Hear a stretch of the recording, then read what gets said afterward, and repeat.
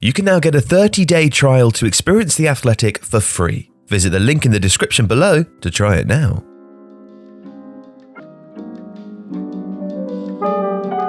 Manchester United still need an elite defensive midfielder.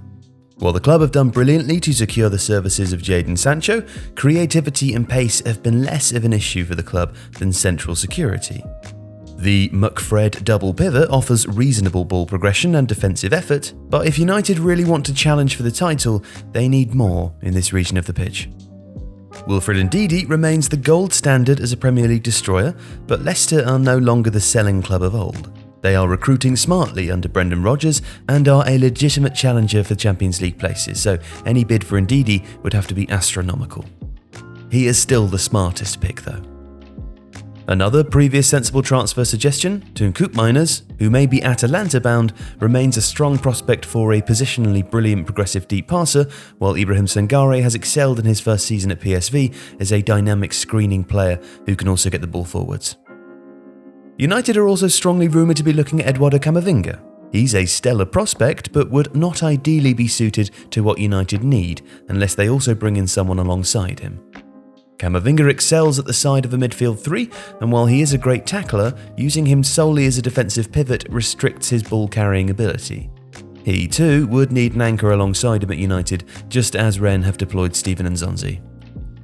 So, assuming that United retain the 4-2-3-1, this anchor needs to have excellent defensive numbers, an opposing physical profile, and should at least be able to recycle the ball. The clever progressive passing can be done by someone else.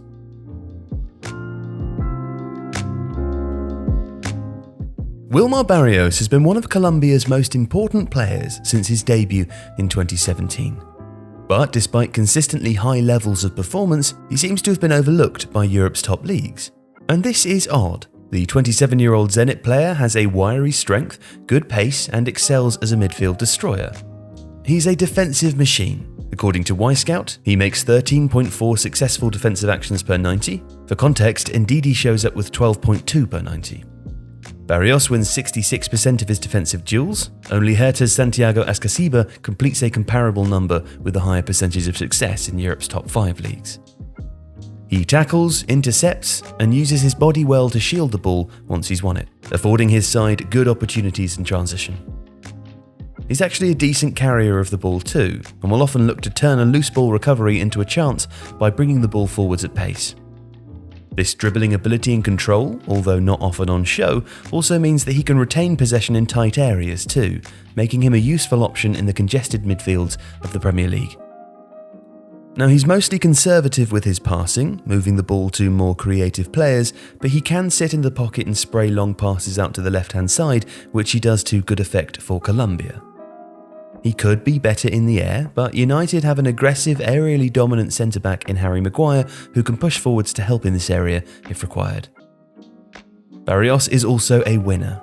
Since he moved to Boca Juniors in 2016, aged 22, he's won the top flight in 5 of 6 seasons, completing a hat-trick of titles with Zenit in 2021. This intensely competitive character is clear to see when watching Barrios play.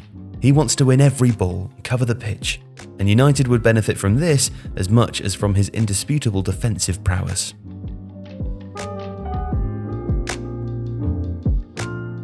Diadie Samassekou is a hugely industrious, energetic defensive midfielder. More of a screener than an anchor, he buzzes around the pitch, making tackles, anticipating passes to nip in and intercept the ball, and has a mostly good awareness for when to move the ball short, switch the play, or try a long through pass. Having come through the RB Salzburg system from the age of 20, his industry and commitment to pressing should be no surprise. 2 seasons for Hoffenheim in the Bundesliga has added some finesse to his game without compromising his defensive excellence.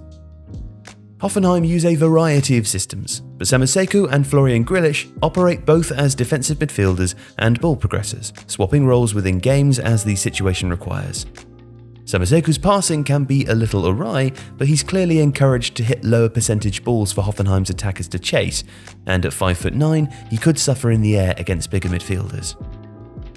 Now, he's less of a straight alternative to Barrios and more of an upgrade on Fred.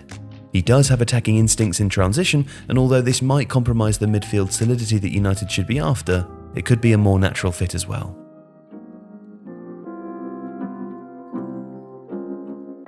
Azor Matusiwa, who came through the youth ranks at Ajax and won the Dutch second tier with their reserve side in 2018, is a superbly intelligent defensive midfielder with great positional sense and solid defensive ability.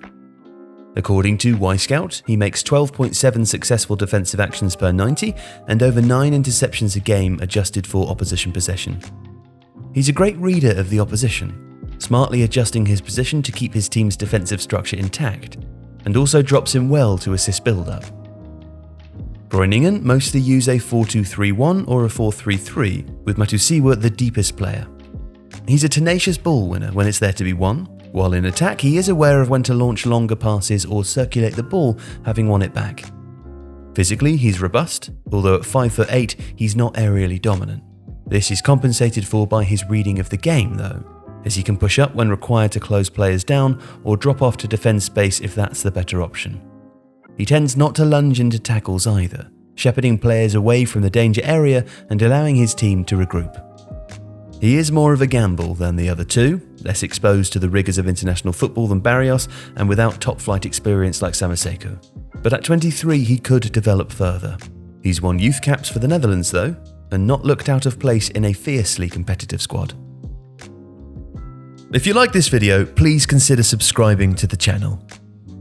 The Athletic is where the Manchester United reporters revealed the truth behind the club's Jadon Sancho transfer fiasco, where the Tottenham reporters brought you news of Gareth Bale's return before anyone else, where the Chelsea reporters told us 3 days before his sacking that Frank Lampard was on the verge of losing his job. And you can try it now for free for 30 days. See the link in the description.